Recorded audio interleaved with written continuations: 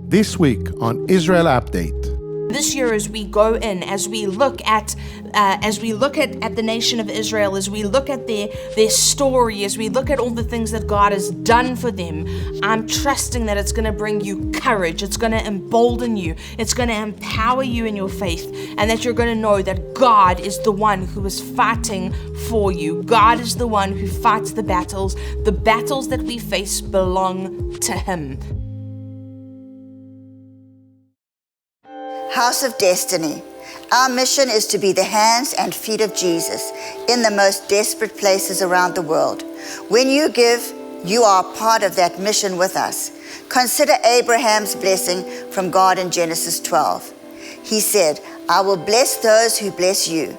When you understand how important it is to God to bless His chosen nation, you will truly be blessed. We believe that when you sow into Israel, you are sowing into your own future. Click the red link below and be a blessing to Israel.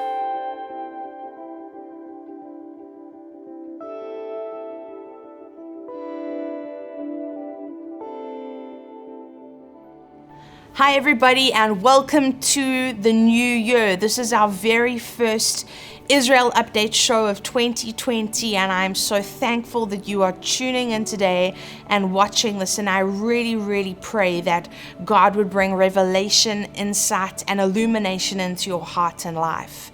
And we recently looked back at the year and what the year had been like for the nation of Israel, and so obviously this is our first show of 2020. And the thing that I've really kind of felt, and when I was praying about it, kind of one of the themes that we're looking at is how the battle belongs to the Lord. And that's something that we're going to be speaking about a lot this year. You know, when you look through the Old Testament, there's so many accounts of different battles that Israel as a nation faced, that God supernaturally brought them through and delivered them from enemy after enemy after enemy. But today I just want to take a moment and talk to you about how we can look at Scripture, and that's what we do, and we're trusting God that we're going to be able to glean things from His Word as we look at the different battles that Israel faced and learn about that, but also see how God is fighting our battles on our behalf in our own personal lives. And so at the start of a new year, this is what we tend to do. We tend to look back at the year that's just passed, and then we tend to look forward to the year ahead of us. So the question that I have for you today is, what do you feel when you look forward? What do you feel when you look ahead to 2020? For those of us that are tired and, maybe feel exhausted at the thought of more battles, this message today at the beginning of 2020 is to encourage you that the battle is not yours, it is the Lord's. This is God's battle. So we're going to be looking at so many different battles that Israel as a nation faced. And we'll be getting insight from those things and from the way that God fought on their behalf, undoubtedly. And these are battles that shaped and defined God's chosen people, and the truths that held true for great men of God, great women of God like Jehoshaphat, Deborah, Moses, Joshua, whoever it was. Those truths hold true for us today. They still matter, and they still carry weight, power, and authority, because ultimately it was God who was the one fighting on their behalf. And so I want to just read to you out of 1 Samuel 17:47, and it says this. And this is David addressing Goliath. 1 Samuel 16 is kind of the account of David and Goliath going into 1 Samuel 17. But this is verse 47, and it says, "Then all this assembly shall know that the Lord does not save with sword and spear, for the battle is the Lord's, and He will give you into our hands." Now I want to read this to you in a couple of other translations. Another translation says, "All those gathered here will know that the Lord doesn't save by means of sword and spear. The Lord owns this war, and He will hand all of you over to us." Another translation says, "Everybody here will see that the Lord doesn't need swords or spears to save His people. The Lord always wins His battles, and He will help us defeat you." And then the last translation I'm going to look at says, and everyone here will see that the Lord does not need swords or spears to save his people. He is victorious in battle, and he will put all of you in our power. Now, of course, this was spoken out by David during a specific point in time during this war between Israel and her enemies. And there was this 9-foot tall giant named Goliath. And a lot of us will know that kind of account. You know, we learned it when we were in Sunday school. But this giant monstrosity of a human being was standing there taunting David, not just David, but all of the Israelite army. He was mocking them and mocking the God of Israel. And when David looked at that monstrosity of a human being, this giant of a man, literally giant of a man, he was not afraid. Most of Israel's army was in a state of total paralytic fear. And you can understand that. You know, I don't think it's unreasonable to look at somebody that size who's threatening you and then to feel fear. That's definitely not unreasonable. But because David knew who his God was, fear couldn't overcome him. The army looked at Goliath as bigger than they were. But David looked at Goliath as being smaller than God. That's the key there. The army looked at Goliath as being bigger than they were, but David looked at Goliath as being smaller than God. And so the question then kind of goes, well, what can we learn from this? I remember it was many years ago. It was actually while we were on tour, the band that I was in, the Arrows, while we were on tour with Kim. And we played a couple churches in Chicago. And there was a preacher. There was a preacher who did a sermon in one of the churches that we were at. When my band, we went back to the specific church to go and play at a youth conference of theirs. And this guy had his team of prop people construct somebody the size of Goliath according to biblical specifications. Now you hear in your mind, oh yes, 9 foot, and you think, yeah, that's big. Of course it's big. You definitely wouldn't want to run into a 9-foot snake or a 9-foot shark, and definitely not a 9-foot angry enemy.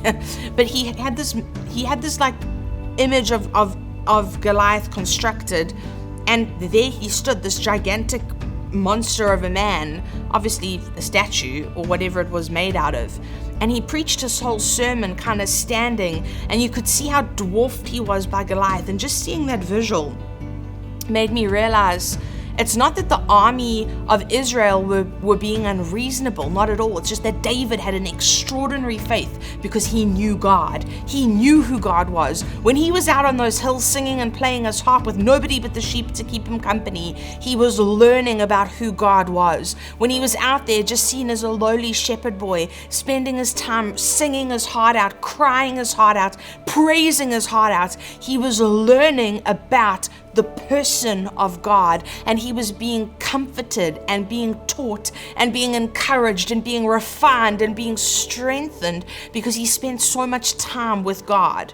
And we're going to look at this epic battle of David and Goliath at a later stage. We'll look at that as one of the other battles, but I just want to look at 3 really specific points very quickly to start us off with this new year about what we can learn from David seeing Goliath as being smaller than God.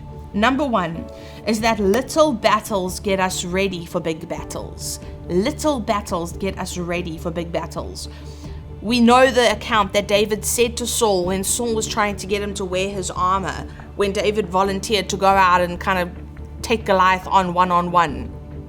At this point in time, David tells a story. He speaks to the king and he says, there was a time when a bear came out to try and take on my flock, and I killed the bear, and there was a time that a lion came out and I killed the lion. Now, compared to Goliath in those instances, because David obviously would have been a little bit more equipped at that stage, those may have seemed like little battles. And so the lion and the bear were warm-ups for him to fight Goliath. Just know this, your little battles are getting you ready for big battles. My little battles are getting me ready for big battles. And so that's something to maybe take a little bit of encouragement from, a little bit of courage, that when things seem, maybe they seem unnecessary, but they're small, God is doing something and he is preparing us. So number 1, little battles get us ready for big battles. Number 2, private victories get us ready for public victories. Those beasts were fought in private. preparing David to publicly fight Goliath. Now, a lot of us, the battles that we're fighting are private. Not everybody knows about them. And do you know what? Not everybody should know. I'm definitely not a fan of like, hey, go put all your struggles on Facebook. It's probably not going to build you up very much. And you're probably going to end up with a couple of really, awful comments said to you. So I'm not saying for a second go out and do that. But sometimes when we're fighting our private battles and we feel alone and we feel like, does anybody even see? Does anybody know? Does anybody care? God is the one fighting for us. And when we're fighting these battles in private, it is getting ready for us. It's preparing us to be ready to fight in a public setting.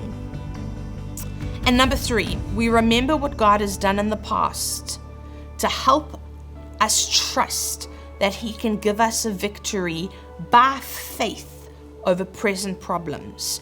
Too many times we have short memories and we easily forget. This is why throughout scripture, when God's speaking to the Israelites, He says, remember me, remember me, remember me. Sometimes I think this is why we should have journals. Even if you're not really a journaler, we should write down the victories that God gives us. We should write down answered prayers, because in those moments of feeling dark and alone, in those moments of feeling like there is this giant staring me down, and I don't know what to do, and I don't know what your giant is. It might be fear, it might be anxiety, it might be depression, it might be sickness, it might be poverty. I'm not sure what your giant is, but I do know that God is bigger than every single giant that every single one of us faces. And this year, as we go in, as we look at the nation of Israel, as we look at their story, as we look at all the things that God has done for them, I'm trusting that it's going to bring you courage. It's going to embolden you. It's going to empower you in your faith,